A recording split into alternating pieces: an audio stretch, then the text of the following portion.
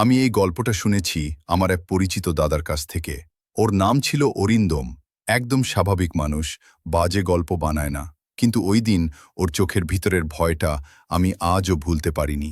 ঘটনাটা শীতকালের। অরিন্দম আর ওর দুই বন্ধু সায়ন আর রোহিত ঠিক করলো হঠাৎ করে দীঘা ঘুরতে যাবে। সবকিছু প্ল্যান ছাড়া হঠাৎ করে। বিকেলে ট্রেনে উঠে রাতের দিকে ওরা পৌঁছে যায়। রাত তখন প্রায় 9:30। সমুদ্রের হাওয়া ঠান্ডা, রাস্তা প্রায় ফাঁকা, বেশিরভাগ হোটেল ভরা। অনেক খুঁজে শেষে একটা পুরনো 3তলা হোটেল পেল। বাইরে লাইট জ্বলছে, কিন্তু ভেতরে অদ্ভুত চুপচাপ। রিসেপশনে এক বয়স্ক লোক বসেছিল, চোখ দুটো কেমন ফাঁকা ফাঁকা। লোকটা বলল, একটা রুম আছে, 3rd ফ্লোরে, থাকবেন? ওরা তখন ক্লান্ত, আর কিছু না ভেবে রুম নিয়ে নেয়। Room number 307। লিফট ছিল না। সিঁড়ি দিয়ে উঠতে উঠতে অরিন্দম খেয়াল করে 3য় তলায় একটাও অন্য রুমে লাইট নেই, পুরো ফ্লোর অন্ধকার। শুধু ওদের রুমের সামনে হলুদ একটা বল জ্বলছে। রুমে ঢুকে দেখে রুম বড়, ব্যালকনি আছে, সোজা সমুদ্র দেখা যায়। প্রথমে সব ঠিকই লাগছিল, কিন্তু ঢোকার 5 মিনিট পর থেকেই অদ্ভুত জিনিস শুরু হয়। বাথরুম থেকে টুপ টুপ টুপ জলের শব্দ। রোহিত গিয়ে দেখে ট্যাপ পুরো বন্ধ, তবু শব্দ থামছে না। সায়ন হেসে বলল, পুরনো হোটেল, পাইপের সমস্যা।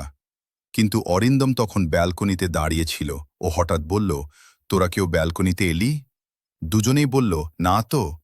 অরিন্দম কাঁপা গলায় বলল, আমার পেছনে একটু আগে কেউ দাঁড়িয়েছিল। নিঃশ্বাসের গরম হাওয়া লাগলো ঘাড়ে। হাওয়া তখন বরফ ঠান্ডা।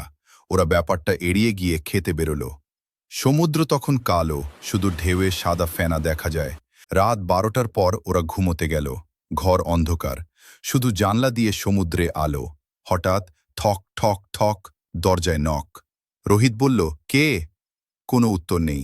দরজা খুলে দেখে ফাঁকা করিডর, কিন্তু ভিজে পায়ের ছাপ। দরজা থেকে সোজা করিডোরের অন্ধকার দিকে গেছে। ভিজে, যেন কেউ সোজা সমুদ্র থেকে উঠে এসেছে।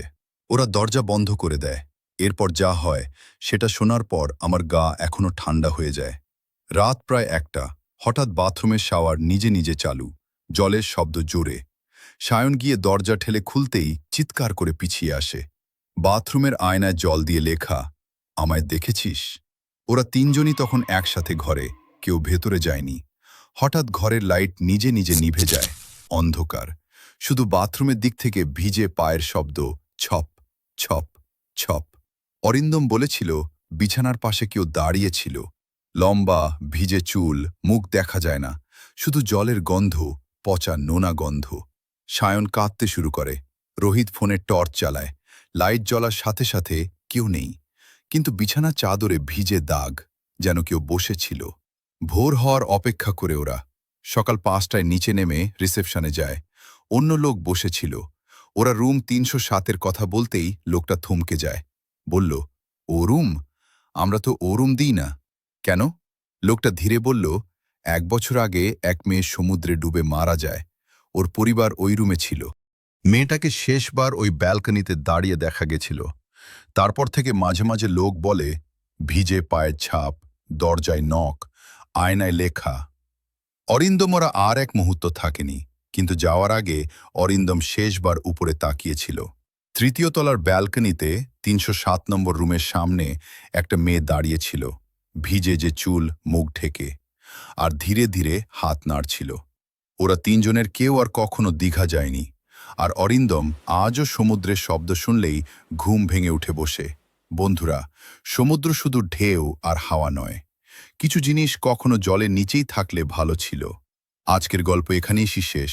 ভালো লাগলে সাবস্ক্রাইব করতে ভুলবে না, কারণ রাত এখনো বাকি, আর গল্প